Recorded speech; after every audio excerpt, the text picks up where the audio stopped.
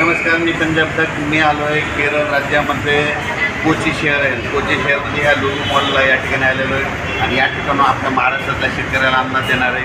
राज्यातल्या शेतकऱ्याला सांगू इच्छितो की आपल्या महाराष्ट्रामध्ये उद्याच्याला 27 सप्टेंबर 28 एकोणतीसच्या दरम्यान राज्यात जोराचा पाऊस पडणार आहे. म्हणून हा अंदाज सर्व राज्यातल्या शेतकऱ्यांनी अंदाज लागता येतो. सांगायचं झालं तर हा पाऊस आजच 26 तारखेला म्हणजे 26 सप्टेंबरला विदर्भाकडे सुरू होणार आहे.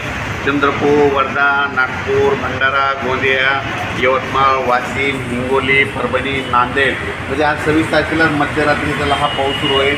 पण त्याच्यानंतर 27 तारखेला हा पाऊस काय होणार आहे, पुढे सरकणार आहे. म्हणजे विदर्भातून काय होणार आहे, तो नांदेड जिल्हा, परभणी जिल्हा, लातूर जिल्हा, हिंगोली जिल्हा, बीड जिल्हा, जालना जिल्हा, संभाजीनगर, अहिल्यानगर आणि इकडं बुलढाणा, अकोला तिथपर्यंत उद्याच्याला लगेच 27 तारखेला ते जाणार आहे.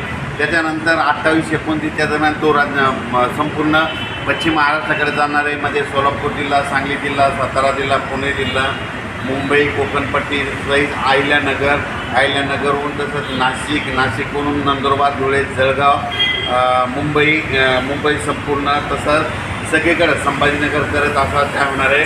27, 28, 29, 30 दरम्यान जोराचा पडणार आहे. कुठं रिमझिम पडणार आहे, कुठं अतिवृष्टी होणार आहे, कुठं मुसळधार पडणार आहे.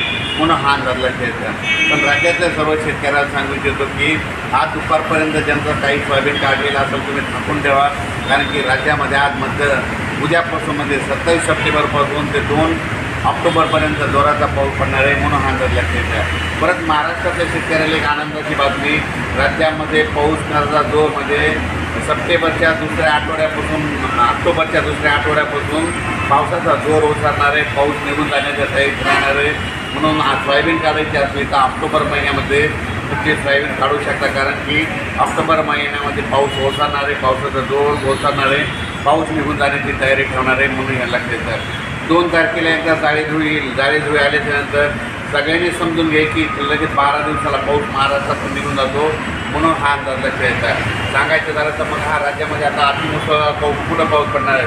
माझी सर्व शेतकऱ्याला विनंती की तुम्ही काय करायचं की आता ते 27 ते 30 2 ऑक्टोबरपर्यंत जे पाऊस पडेल ते सोलापूर जिल्हा, लातूर जिल्हा, नांदेड जिल्हा, परभणी जिल्हा, जालना जिल्हा, संभाजीनगर, बीड जिल्हा, धाराशिव जिल्हा, सोलापूर जिल्हा, सांगली, सातारा, त्याच्यानंतर पुण्याच्यानंतर अहिल्यानगरहून मुंबई, नंदुरबार, धुळे तसंच कोकणपट्टी पूर्ण जोराचा पडणार आहे. कुठं अतिवृष्टी होईल, कुठं रिमझिम पडेल, कुठं मुसळधार होईल, कुठं काही ठिकाणी पेंडवालचा पडेल, पण पाऊस पडणार आहे. त्याच्यानंतर आतापर्यंत महाराष्ट्रात ज्या ठिकाणी देखील पाऊस पडलेलाच नाही त्या ठिकाणी देखील हे पाऊस शेवटचा असेल.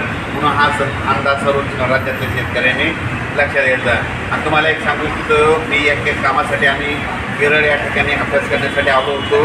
तर केरळ राज्यामध्ये कोची शहर आहे आणि कोची शहरामध्ये आमचे नेहमीमध्ये मित्र भोकळे यांच्याकडे आल्याच्यानंतर आम्ही या ठिकाणाहून म्हटलं आपल्या महाराष्ट्रातल्या शेतकऱ्याला कोचून एक अंदाज देऊ म्हणून या ठिकाणं अंदाज देत आहे. राज्यातल्या शेतकऱ्याला परत एक आनंदाची बातमी, ऑक्टोबरमध्ये सर्व शेतकऱ्यांची सोयाबीन काढायला आले. तुम्ही काय करा, 2 ऑक्टोबरनंतर पावसाचा जोर होतं, मग तुम्ही काय करा, तुम्ही सोयाबीन काढा. दुपारपर्यंत काढायची, चांगलं ऊन भेटले गेले उन्हाळ्याची ढिगाळ मारून ठेवायचा. पण हे केल्याच्यानंतर तुम्हाला सांगतो ऑक्टोबर महिन्यात देखील काय असतं म्हणजे स्थानिक वातावरण तयार होऊन अर्ध्या घंट्याचा 1 तासाचा पाऊस पडत असतो. म्हणून हा राज्यातल्या सर्व शेतकरी अंदाज लक्षात यायचा. ऑक्टोबरमध्ये पावसाचा जोर ओसरणार आहे. म्हणून शेतकऱ्यांनी सोयाबीन काढण्याची तयारी देखील टिकावी मुळे लक्षात येतात. आणि त्याच्यानंतर 27 ते 2 ऑक्टोबर दरम्यान जे नदीकाठचे शेतकरी तळ्याच्या बाजूचे आहेत, काही ठिकाणी एक्सेस पाऊस जास्त पडणार आहे. मग जास्त पाऊस पडल्यामुळं नदीला पूर येणार. पूर आल्याच्यानंतर तळ्यामध्ये पाणी जाणार, तळ्याचं पाणी सोडावं लागणार. त्याच्यामुळे आपण आपल्या पाळीव प्राण्यांची स्वतःची काळजी घ्या. या पावसामध्ये विजेचं प्रमाण एक जास्त असणार आहे, वाऱ्याचं देखील प्रमाण जास्त असणार आहे. म्हणून हा लक्षात घेता. आणि थेंबामध्ये देखील मोठ्या थेंबाचं प्रमाण असणार आहे. म्हणजे कमी वेळेत जास्त पाऊस पडणार आहे. म्हणून हा लक्षात द्यायचा. अचानक वातावरणात बदल झाला लगेच एक उद्या त्याला मेसेज दिला जाईल. धन्यवाद.